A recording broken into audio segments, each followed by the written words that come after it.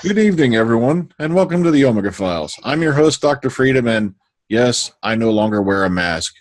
I have decided to stop denying the world my beautiful, handsome face. Okay, but meanwhile, we've gathered to sit down and have a little talk about a new, strange thing that's hit Big Finish. How dare they? They've invaded the territory of new now. They've recruited David Tennant and Donna Noble, played by Catherine Tate. No, heathens. But let's all sit down and have a little talk about it. Let's get intros from everybody. Let's get hey there, hi there, ho there. Let's start with AJ. Hello from the land down under. Susan. Hello from sunny California. Philip. Hello from Londinium. Beefhead. I'm looking for the planet of big booted women. The planet of the boys. Oh, okay, Graham. Evening, dearies. Can you hear Nick Bridges' bank balance go ka-ching, ka-ching, ka-ching? I can. William. Hey, now, how you doing, everybody? And Texas Tim. Hello from the Mosquito Coast. Yes, a very, very good assortment of three different stories, three different situations, and all of them involving, of course, our favorite sneaker-wearing weirdo with the big hair, David Tennant, reunited with Donna Noble. And, what can you say? Very interesting scenarios they got dropped in, very interesting plot lines. Okay, now here's what I want you all to do. When I call on you, I want you to give what you thought of the box set as all, the regular stuff, but I also want you to pick which one of the three stories you think stood out more. Okay, so let's start with Texas Tim. Go on ahead, Tim. Well, to this day, I still think Series 4 is probably one of the most consistent series we've had of the new Doctor Who run. And that's pretty much down to the team, of the, Tate and Tennant, of course, but also Russell T Davies writing and all that. So this whole box set just fits right in. I mean, it's pretty much you could slide these 3 episodes in right before things go a little bit dark with Silence in the Library, I would think. But it's a lot of variety in this box. You get a present day Earth story with an invasion. You get a futuristic story somewhere else. Then you get one in the past, a historical kind of adventure. And of course, they bring it's easy for them. They haven't done this since about 2009, I guess, except for Tennant's appearance in the 50th. But I mean, it was like they were never left. I mean, they click immediately, Tate and Tennant, and it's very entertaining. I mean, the scripts were written as well with all these little mentions of things that happened in other episodes in the TV series and little things that they would do and jokes they would have, So, yeah, it's a great little set. As far as picking a favorite, I really can't do it because I enjoyed all 3 of them about the same. I thought it was a great little set, and I can't wait for another one. Okay, you next, William. This is was weird about it because until last year, nobody expected that anybody from New Who was going to show up in Big Finish, besides the ones we've been getting of Torchwood and River. So luckily, when that was announced about Tennant coming out with his box set, it was immediately jumped upon, and I was ecstatic that it was done. Now, among us, we who we talked every day, we feel there is another one done. Whether it's going to get announced, we have to wait and see. We have a lot of audience to listen to, so we could wait on that. As Tim was saying, yeah, those 2 clicked together real great. They had no problem whatsoever. That's why, in my opinion, I have no proof to back it up. Another box set is already done. That's what I feel, because the way they clicked so good, they had plenty of time to do another one. As for the 3 stories, like Tim said, it's hard to pick a favorite one, but I have to say, if I had to pick one, I have to say the last one, The Death of the Queen, is a great, because I consider that one more of a Donna story, and it showed how strong this character is. And in a certain way, I wish she was like this towards her mom on the TV series, but she respects her mom like that. But it showed that she's a very strong woman. But it also makes me scratch my head and wonder. I wonder how her new husband is dealing with her back on Earth. The one who got married with her. So that's a little question I'd like to see answered. But I have nothing bad about it. It's except that instead of being like a monthly range, it's a box set. So those of us who live on a budget got to budgeted to be able to buy this box set. That's the only gripe I got about it. I hope other Tenet audios come out with and without Donna, because as we all know, he did have gaps. There are gaps in his episodes that he had either other episode stories with himself or with somebody else new. You know, we can look forward to that on audio. That's okay. Okay, you next, Graham. To echo Will and Tim, the chemistry between the two of them is obviously still there. It's smooth and as slick as ever, and the humour is just fantastic across the board in all three stories. I like the fact that you've got a contrast. You've got your modern day story, you've got your futuristic story, and then to some extent you've got your off-the-wall, bonkers, fairy tale-esque, other dimension type story at the end with Death and the Queen. I'd agree with Will that that's probably my favourite, but I did enjoy Technophobia with the whole let's take everyday appliances and make them batshit crazy, scary as hell. Excellente, you know. And instead of Siri, we had Sylvie. Go figure. In the MCAT. Yeah, overall, really enjoyed it. And then, of course, we had David Tennant talking about his dongles. I don't want to know. Okay, you next, Beef. At risk of repeating the guys, I mean, if you listen to the behind the scenes, that the relationship between the actors themselves, that they're great mates, and the way they bounce off each other, it translates to how they work as professionals and the interplay between them. What I like about this is a really good entry level for someone who doesn't listen to Big Finish. They've been very slick, very clever with this because they haven't made an arc to this. These are 3 standalone stories, and this is the new Big Finish that has broken the internet. You know, it crashed and everything like that. So it was popular and spectacular. It was for something that works on the theatre of the mind. It was superb because the acting, not just of the principals, but the support, is you can just close your eyes and you can see this in an episode. It would work 100% and wouldn't have a problem with it. If I had to pick an episode, I'm really torn between Death and the Queen and Time Reavers, to be honest with you. I do like the idea of Time Reavers being some sort of, in essence, a Doctor Who Mos Eisley and something like that. So, yeah, that would be great. So, yeah. Okay, up next, you, Philip. Okay, when I listened to this box set, I was quite pleasantly surprised. And you know what's good, what they've done correctly and quite good? They didn't chuck in Cybermen or Daleks just to bolster the box set. They used new creatures for them to face off. So that's quite a good thing they did, a good move. I do think that John Noble or Catherine Tate did outshine David Tennant somewhat in the box set because she stood out more for me than he did. I kind of like the way she was in it. And for me, my favourite story would have to be, like everybody else says, Death and the Queen, because I did find the previous 2 a bit too frenetic, too fast, and a bit too loud. But Death and the Queen was calm, sedate, and it was just easy to follow. It was calm. She was about to marry frickin' Death. What do you mean it was calm? Yeah, well, Remember, she wasn't aware of it till later on in the story. Yeah. But it was after the previous 2 was all running around, dashing around with this, that, and other going on. And I just thought that Death and the Queen was sedate and nice to listen to. I find it ironic. Donna Noble would make one hell of a marriage counsellor. How many weddings is that now? I mean, Jesus. We had Lance, we had Death now, and who was the one she ended up with in the time? Well, come on, look at what she had to deal with. The Queen Mother was the Borg Queen, for crying out loud. Oh, indeed, yes. Okay.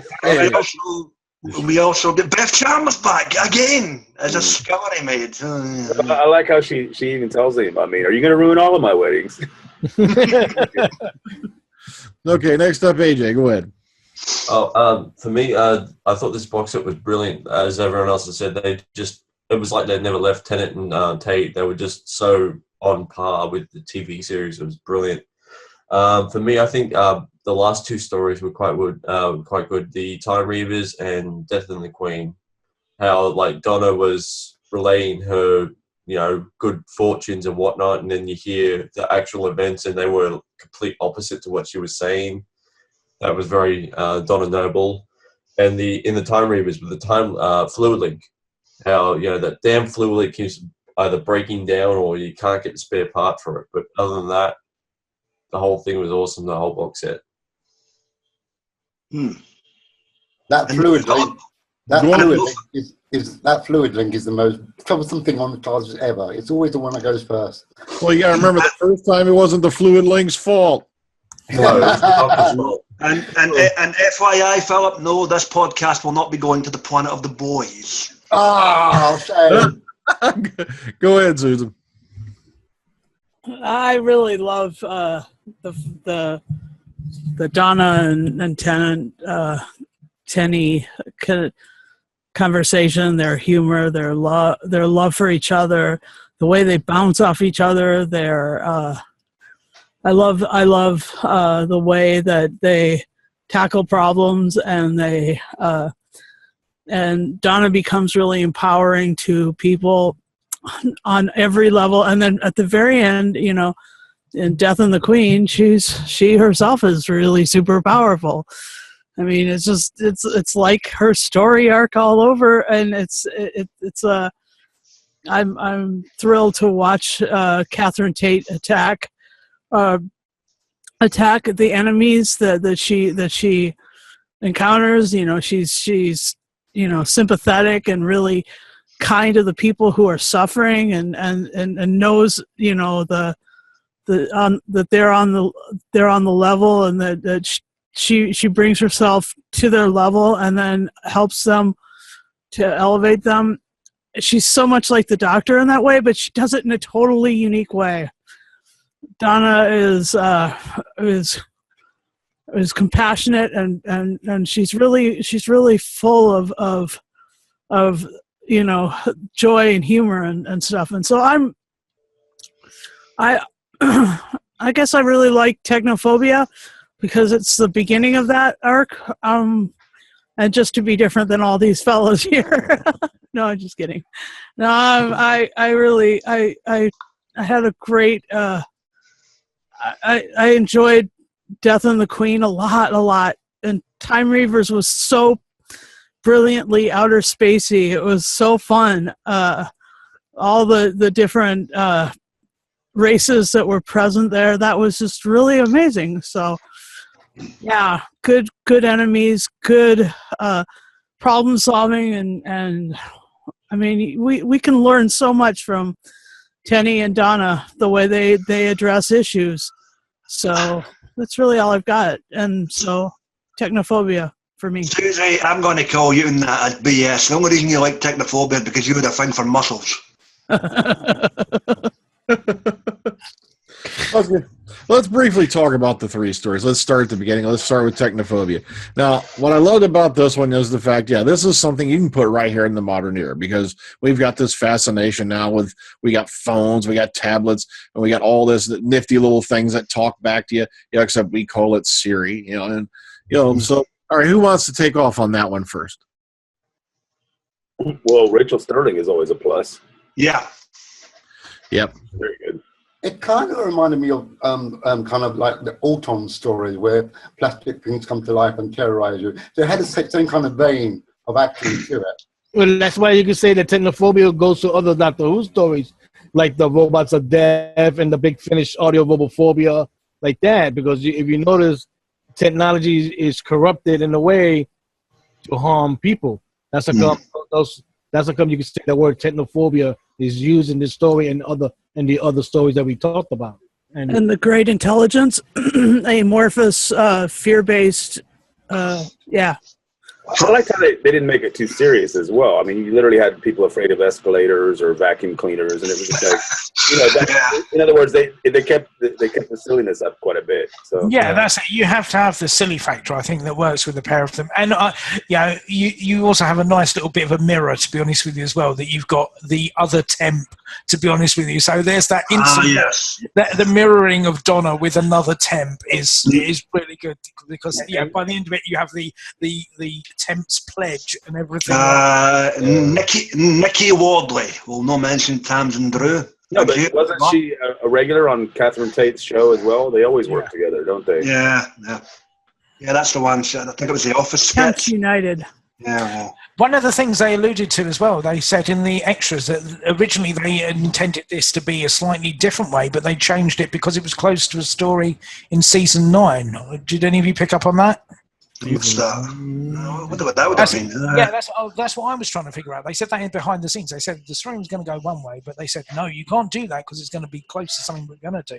So they sort of, mulched it up a bit. So I'm intrigued to know what that might have been. Maybe the Sandman one? The Sleep No More, probably. That's what I was thinking, because that's the only sort of techno type thingy or whatever. Yeah. That's what I was thinking too. But with regards to the villains in this one, great concept for a new idea. What was the names again? That escapes me. What were The Cognoscenti. Cognoscenti, yeah. Cognoscenti. Great artwork on the cover as well, so it gave you something to go on when you're listening. And we've got the old rope-a-dope, the old role reversal to defeat them at the end, which some people might consider a cop-out, but I enjoyed it. No. Okay, now let's move on to Time Reaver, which, by the way, had Dan Starkey in a little role in there, as well as Terry Malloy. Yes. Like I said, now that was a very interesting story in itself. You have this weapon that people were actually found a way to go, wait a minute, I got a better idea for it.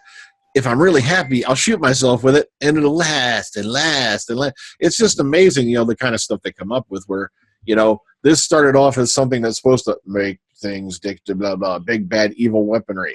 And now people are using it to prolong their happiness or prolong, apparently, the lifespan of this one, I guess, the last sunset of this one world.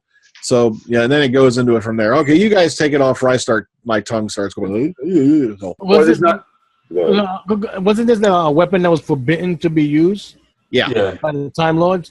It sounds like something that would have been used in the Time War. Yeah. It was weird is that the daughter of the scientist who had it wanted everybody to remember their wedding. I said, you telling me that everybody on that planet is married and there's no single person there? So that's what you wanted to use it for to remember a wedding? I said, that's that. Even the alien saying that's a dumb idea for that. And even he said it. I said, that makes sense. Anybody else have anything to say on the big giant squid? Yeah, I will do. I'm going to throw in on this. Do you know what? This made me think a little bit to myself. I don't know if any of you have watched any Disney movies and anything at some point. Have you ever seen one that's their take on Treasure Island, which is Treasure Planet? And you have you have this idea of a mechanoid sort of port harbour. John Silver. And that's how I see the planet that they're based. It's sort of a travel hub for people going here, there, and everywhere. And you have an idea of the sort of pirateers, the privateers, the traders, the ne'er-do-wells, and everything like that.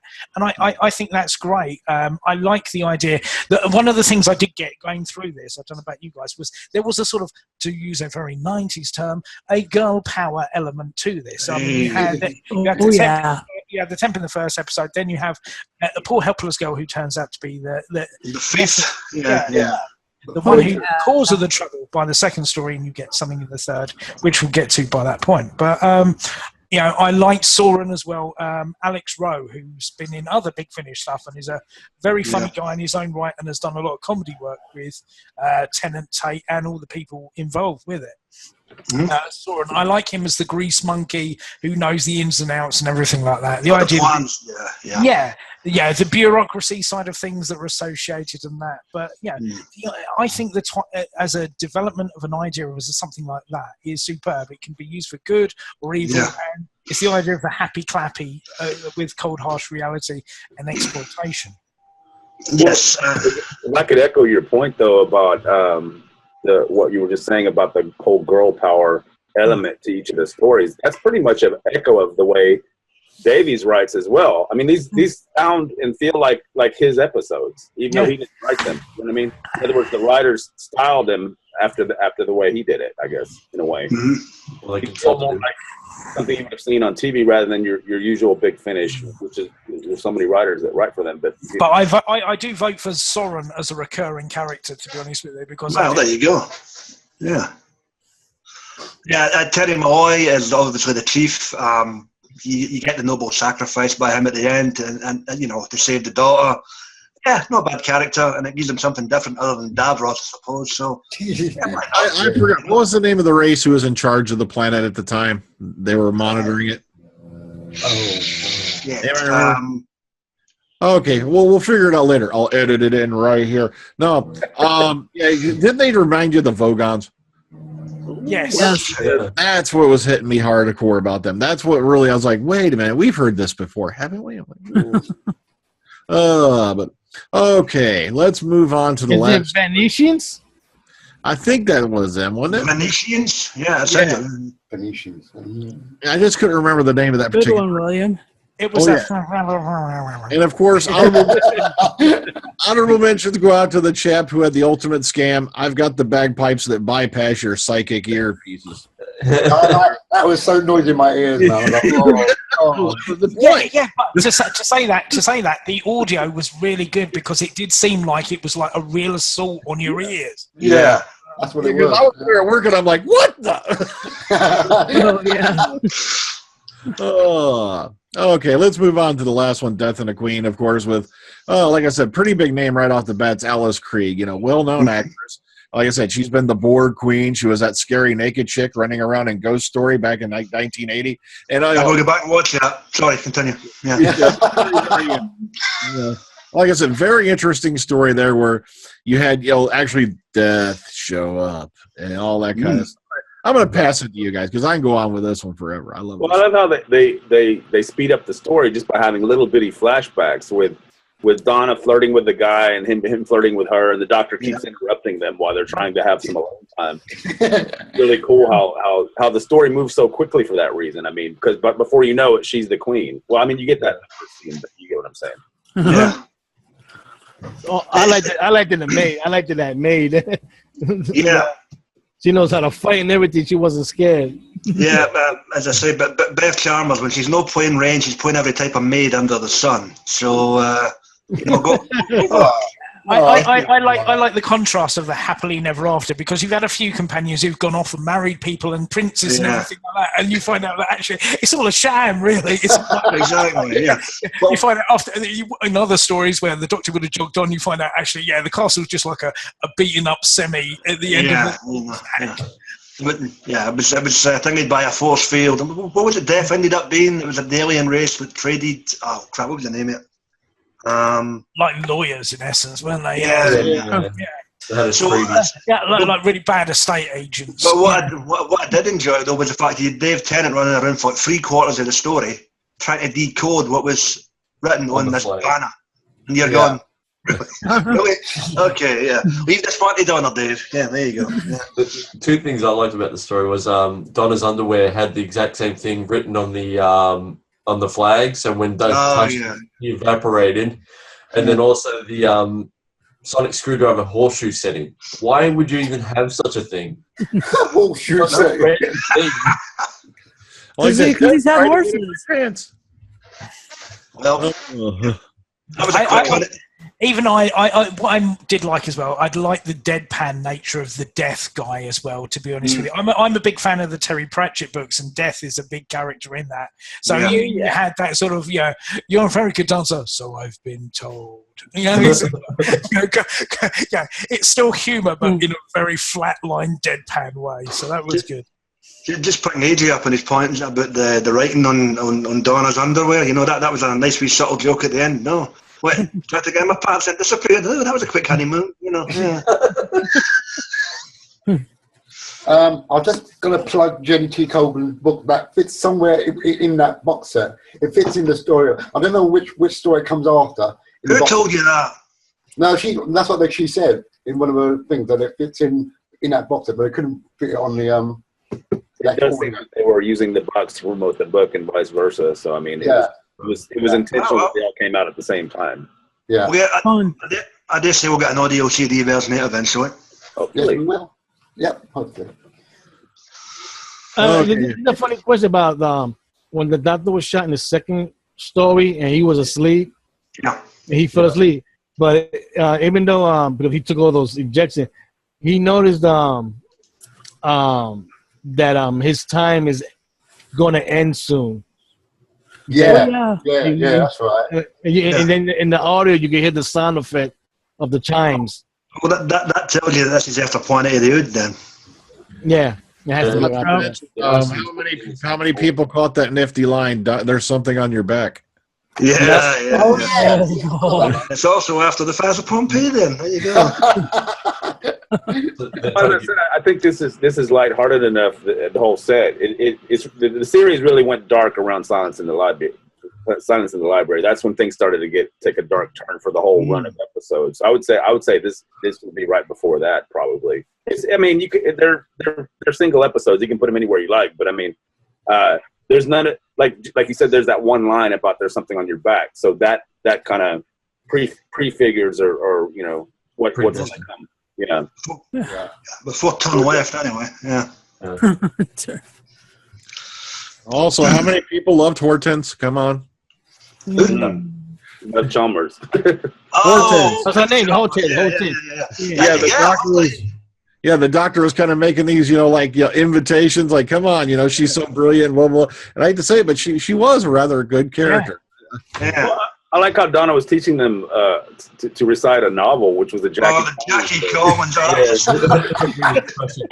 Either that or Confessions of a Shopaholic. Yeah.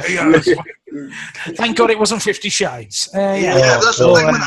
That was the thing as well. They're even integrating the old stuff, and don't bloody go on to me about your web of time. It was either that or this. But it was also good as well. I loved the sort of, like AJ said, I think it's the romantic montage, if you say that. You've had it with the Doctor in reverse. It's nice to see it with the companion, and he pops up as the irritation every 5 minutes. It sort of almost felt like Tennant was like Matt Smith's Doctor with Amy a little bit. How he'd be bumbling and making jokes and whatnot with, it felt like pretty endearing. The cock blocker. Well,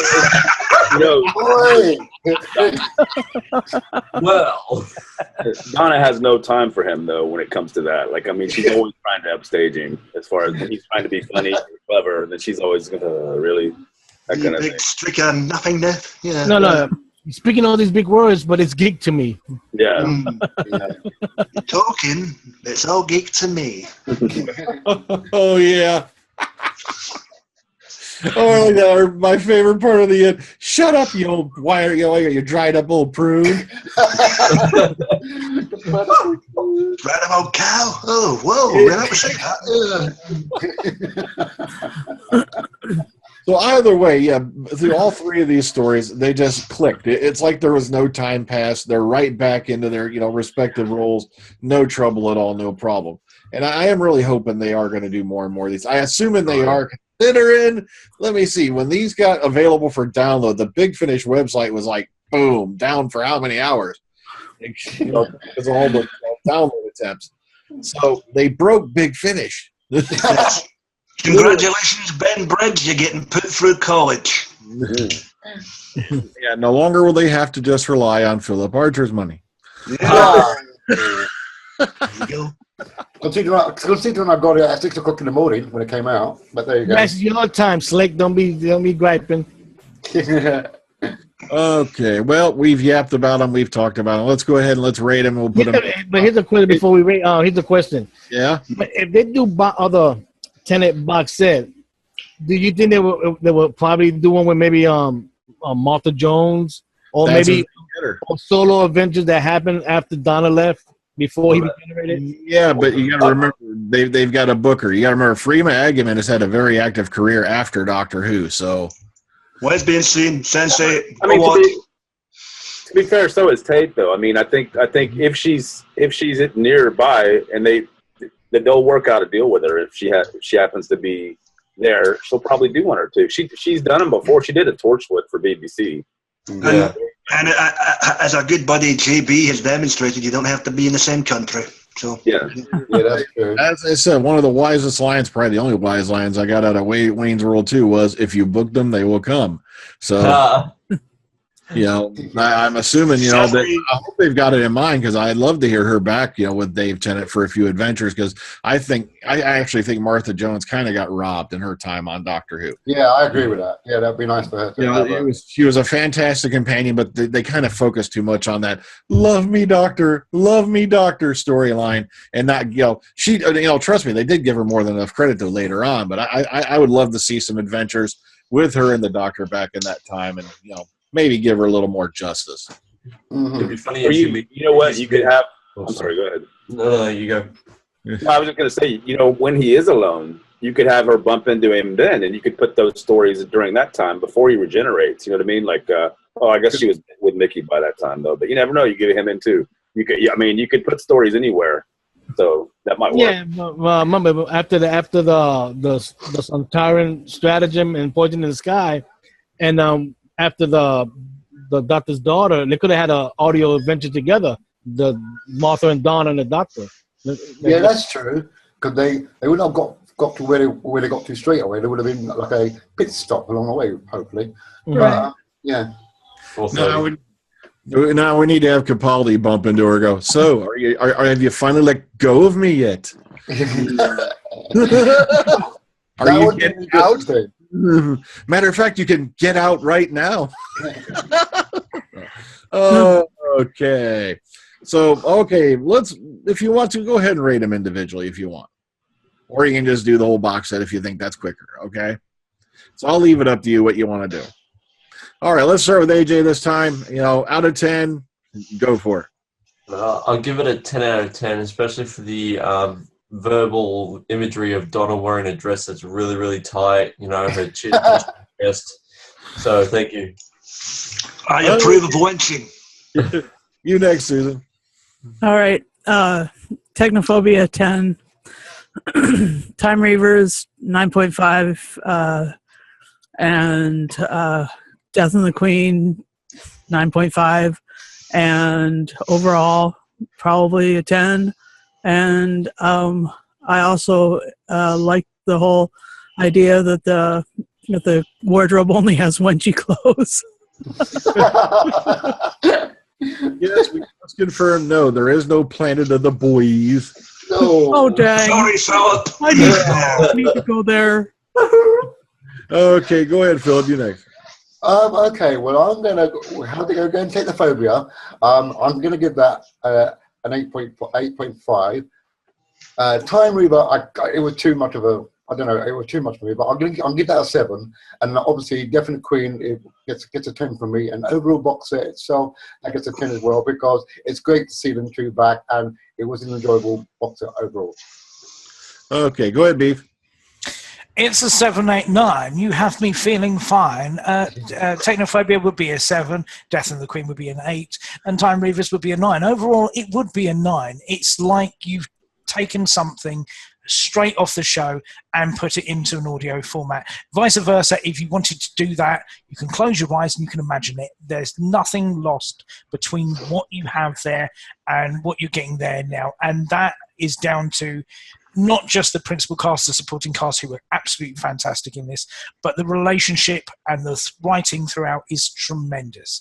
And as something my old father said to me before he died, remember to give up your stash of Say what? weapons. When this happened? Hey, look, look in the future when people look back on this historical document, the Omega Files, by which a new religion will be formed. The cult of beef? Yeah. Surrender up your deadly weapons. I don't know. I don't want to see the holy war between the Cult of Beef and the Sacred Order of Graham. The hairs and hairs not. Yes. Speaking of that, go ahead, Graham. Well, where to begin? Me mourning the death of my little fridge notwithstanding. Gets a 8, a 9, and a 10 for the 3 subsequent stories, and a 10 for the overall box set. Thank you, Dave Tennant. Thank you, Catherine Tate. Nicholas Briggs, you mother effing genius. Give us more. Okay, next. Take all my money. Take all Philip's money. You have already. Thank you, Ray. I need food, bitch. Anyway, go on. Go on, William. Technophobia, I give it an 8. Time Reaver, I give it an 8.5, and Definite Queen, I give it a 9.5. And the box set, the whole thing, I give it a 9.5. And I look forward for another box set. And I hope whether they do it individual story or maybe a 2 or 3 part story, it doesn't matter. I'm looking forward to it, and I can't wait for more. I'm going to go with Graham's rating. I'm going to go 8, 9, 10 as well, and a 10 for the whole box set because it was just amazing how it was like these. It was just I was back in season 4. They didn't skip a beat. They're boom right back together, right back in it, right back in action. Now, how many here when somebody inferred them as being a couple pictured them going no. Like they that happened 2 times. Like, oh, you two together? No. Is he your fella, doctor? Is he your fella? No muscles. He's not her fella. Yeah. So yeah, and I give it a 10. Great. I'm just wondering how many times that there were younger generation folks out there, and how many DVD players they took back before they realized it was audio. Yeah. But okay, go ahead. Tim. While we got you, go ahead, Tim. It's an easy 10 for me. That's a box set. That's it? Whole thing. Yeah, I can go with that because, like I said, Technophobia took me a little while to take off. Like I said, 9 for Time Reaver because there are a lot of great characters in the background as well as a very interesting story. Just a couple small hitches, nothing big. But of course, 10 for Death and the Queen. Comedic value. A superb acting by everybody in there. It's just a fantastic. But I'm just really looking forward to the next box set when it comes out. And speaking of that, we've already found out we've got 2 more box sets coming for the 3rd Doctor Adventures, and I'm looking forward to this. And hopefully, a group of us are going to be having a sit down with Tim Treloar on July 5th. Oh yeah, I forgot about that. You forgot about it. You're on it. I actually had I sent Tim a tweet earlier this evening. He's in a very giddy mood because his Welsh football team won. So we might catch him on a good night. So yeah, it's always fun to chat with Tim Treloar. He's a very lovable guy, and like I said, I'm looking forward to that on July 5th if all goes well. There we go. Okay, folks. Well, let me see. I think next week we're going to be off, and then the following week, which will be the 25th, we're going to come back with a little ditty called X-Men Apocalypse. Ooh. As I know some of you have been wanting to review that and have a little slam bang at it, so I was like, what the hell? I know Tim's not excited because he's not into that kind of thing, but, I suppose I better watch it then. Yeah. Oh, you haven't done it yet. Graham, just watch it for Olivia Munn. I was going to say that there is a certain aspect for which I may be watching this movie, but it will be a freeze frame aspect. Saylock made me happy in my pants. Was that the ass shot to go back in the day? So she's got a mutant power going there. Oh, 2 of them. Oh my god. Okay, on behalf of myself and the rest of the panel, everybody take care for the rest of your week. Hasta luego. Be seeing you. SLF's out of town. Time to go drink beers.